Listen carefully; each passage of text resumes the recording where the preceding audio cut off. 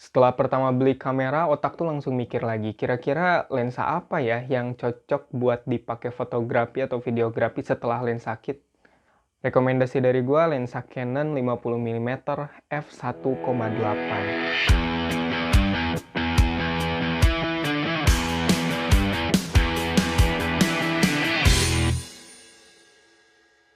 Lensa ini merupakan lensa yang cukup laku di pasaran. Walaupun rilisnya udah agak lama, sekitar tahun 2006, tapi bagi orang yang mau belajar fotografi itu, ini menjadi lensa yang incaran banget. Yang gua pakai sekarang ini, lensa yang seri sebelum yang baru keluar ya. Kalau sekarang kan, yang baru itu lensa STM. Nah, kalau ini belum STM, jadi harganya pun agak cukup berbeda dengan seri terbarunya. Ada beberapa alasan gua ngambil lensa ini sebagai lensa kedua setelah lensa kit. Yang pertama yaitu yang pasti harganya. Dengan ngeluarin uang sekitar sejutaan, kita bisa dapat lensa dengan hasil gambar yang cukup bagus. Lensa ini termasuk lensa yang cukup murah, karena kebanyakan lensa itu kan harganya cukup mahal, dan mungkin ada bahkan yang sampai ngalahin harga bodinya itu sendiri. Ada yang sampai belasan juta, puluhan juta, bahkan mungkin ratusan juta. Jadi bagi kalian yang mau belajar fotografi dan kalian mau pilih lensa setelah beli kamera dan seperangkat lensa kitnya, lensa 50 mm ini cukup banget buat kalian belajar fotografi.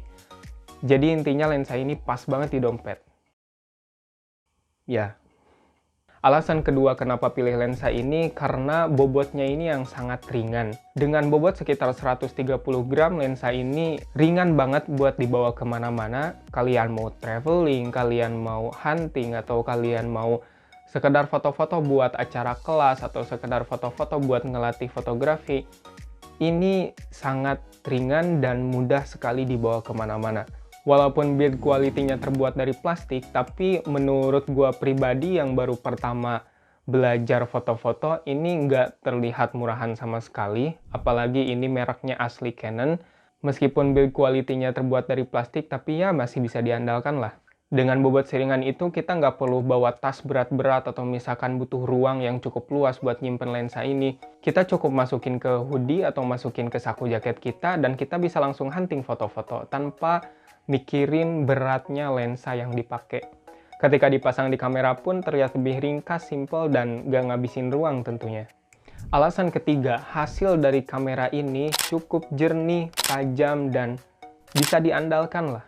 Dengan bukaan terlebarnya itu sampai 1,8, yang artinya semakin lebar bukaan lensa, maka cahaya yang masuk itu bakal semakin banyak. Dan tentunya kamera ini cocok banget buat dipakai di kondisi low light.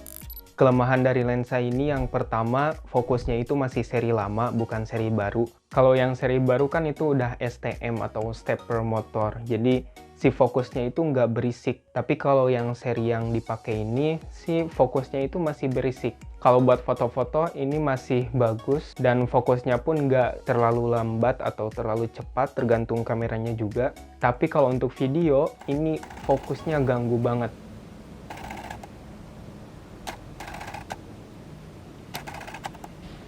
Tapi bisa diakalin caranya, kalau video itu nggak usah pakai autofocus, pakai manual aja. Yang kedua, lensa ini belum ada image stabilizer, jadi kalau kita moto itu harus stabil supaya fotonya nggak blur, atau kalian set shutter speed kalian ke yang paling tinggi. Jadi kalau ada gerakan motion blur yang tak terduga, itu nggak terlalu ngaruh ke hasil. Kelemahan ketiga dari lensa ini, mounting belakangnya ini masih terbuat dari plastik. Ini termasuk kelemahan karena kalau misalkan lensanya accidentally atau nggak sengaja jatuh, itu ada kemungkinan besar retak si bagian belakangnya ini karena masih terbuat dari plastik.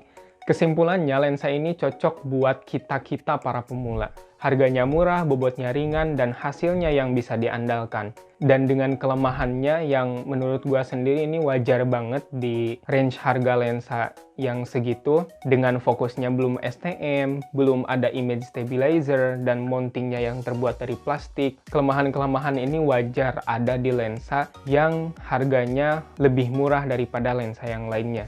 Dari kelebihan dan kekurangan yang udah gue jelaskan tadi, menurut gue di tahun 2020 ini, ya lensa ini masih cocok buat dibeli, terutama bagi kita-kita para pemula. Atau kalau kalian punya dana lebih sedikit, kalian bisa invest ke lensa yang lebih baru dari lensa yang ini, yaitu 50mm f1,8 yang seri STM. Tapi buat kalian yang punya dana terbatas, yang dengan punya dana sekitar 800.000, 900.000, atau sejuta, dan kalian udah gak tahan pengen beli lensa kedua setelah lensa kit kalian, lensa 50mm ini cocok banget buat kalian pertimbangkan. Segitu aja buat video kali ini, mudah-mudahan ini bisa jadi referensi kalian buat pertimbangin lensa mana yang cocok dibeli setelah kalian beli kamera baru. Sekian, terima kasih.